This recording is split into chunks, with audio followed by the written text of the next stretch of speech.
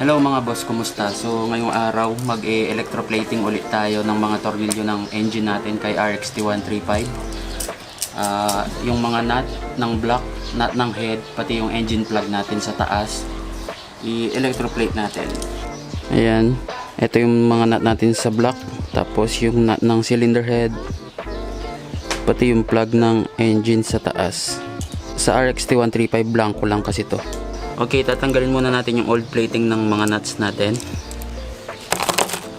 Tapos, lagyan natin ng acid.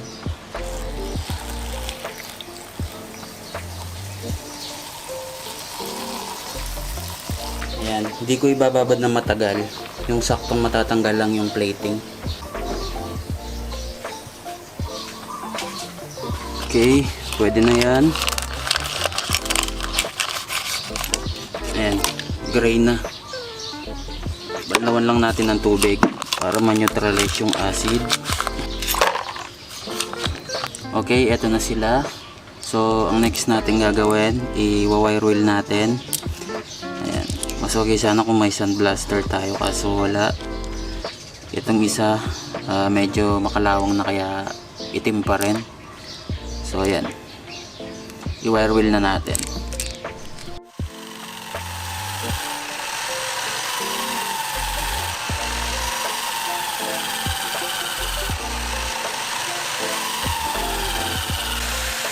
Napakalinis na. So ayan, lilinisan na rin natin yung iba, ganito rin. Tapos next step na tayo. Okay, after nating malinisan yung labas, yung thread naman sa loob ang lilinisan natin.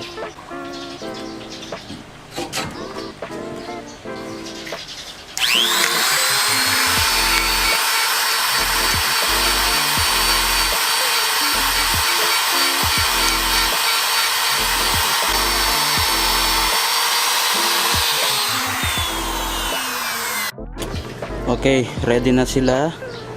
Ayan, tapos i-ready na natin yung setup natin at pwede na nating ibabad. Okay, painitin muna natin itong solution natin.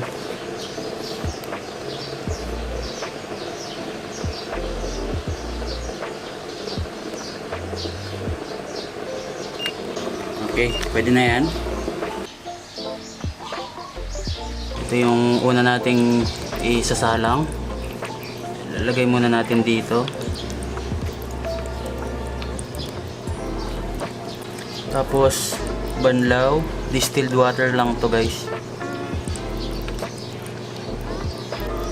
Okay, tapos pwede na natin siyang ibabad. Tapos yung connection natin. Hintay lang tayo ng mga ilang minutes. Mabilis lang yan. Check natin ulit. Ayan na.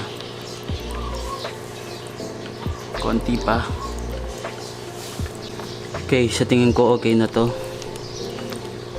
Baka sumobra yung kapal. Ayan. Kumikinang na. Tapos banlaw lang ulit sa tubig. Kumikinang na. Parang bago na ulit. Kung napansin nyo yung copper wire natin, na replate na rin. So ayan, patuyuin muna natin. Okay, yung mga nut na tapos na. Pwede na natin tanggalin ulit. Okay, eto na yung mga in-electroplate natin. Kung masipag ka, pwede pa yung i-bapping, pero ako, okay na ako dyan. Okay, yung apat na malaking nut natin, dito yan. Replated.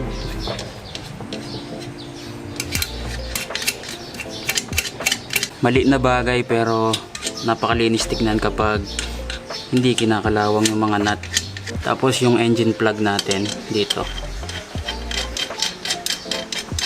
Katabi ng neutral. Ayan.